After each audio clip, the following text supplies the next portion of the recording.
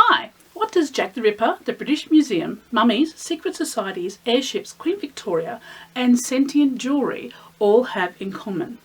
The answer is my alternate historical steampunk world. Hi, I'm Karen J. Carlisle and I'm a writer and illustrator of steampunk, Victoria mysteries and fantasy. I currently have 2 steampunk series published at the moment. The first is The Adventures of Viola Stewart, which is a Victorian steampunk mystery series with a darker gaslight twist to it. And the second series, set in the same world, is Department of Curiosities, which is a steampunk adventure. Each has its own set of characters, its own plots, and villains set in the same steampunk world. It focuses on the characters, not necessarily just the gadgets, which does annoy one of the groups that recurs in both stories, which is the Gadgeteers, and they are a group of lobbyists trying to get Queen Victoria to repeal her Mechanicals Act, which is a big thing in both series, which restricts the use of gadgets and mechanicals by people who don't have enough money or don't have the right connections. I also have short stories published in various anthologies. For example, let's get some here for you. The US Scribblers Den have a couple of anthologies, and I have some stories in there. I try to keep them Australian based. Also in Dead Steam, and there's a Dead Steam 2 coming out, cross my fingers for that one, which is a darker set of steampunk stories, and that's a Canadian anthology. And in the Queensland Australian anthology, Where's Holmes? And Holmes is one of my favourites, so that's cool there. So let me tell you about my steampunk series. First of all, we've got The Adventures of Viola Stewart.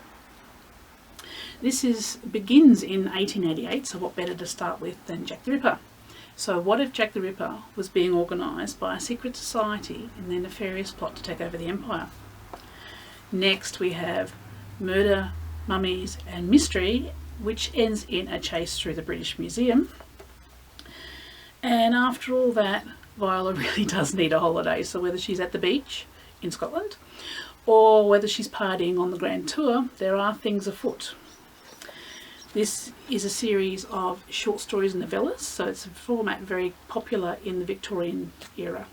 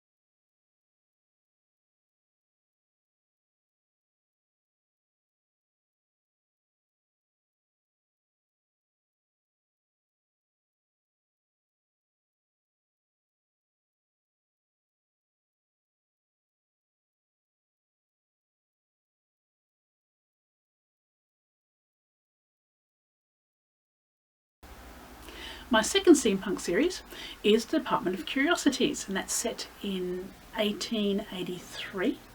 It has new characters and return of old villains. Well, not quite the return, because it is set 5 years before the other series, so theoretically if you read them in chronological order, this will be the beginning of them. So you meet the Men in Grey.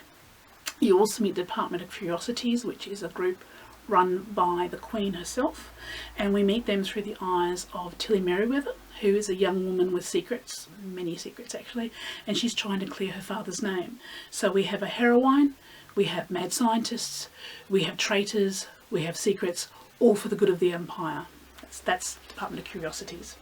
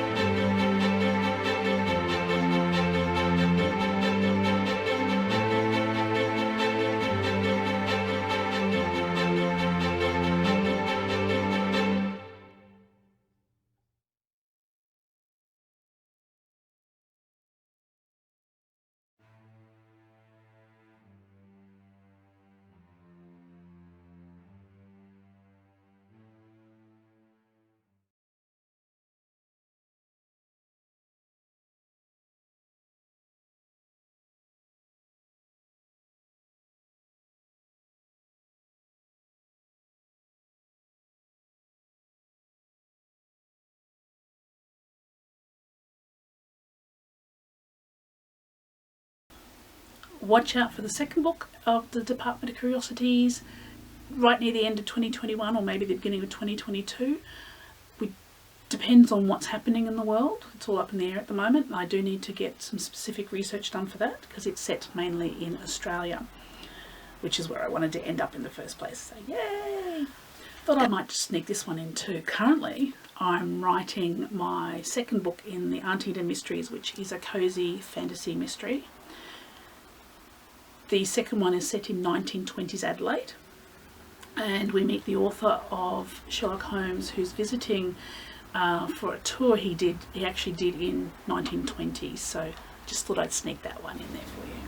Well, that's enough from me. I was hoping to actually get to the Lincoln Asylum this year, but that's not going to happen. The world has other plans. I'm in a risk group. Until there's a vaccine, I'm not flying anywhere. Thank you for letting me share my work with you, and hopefully I will see you at the Asylum Steampunk online event. Thank you for having me. Bye!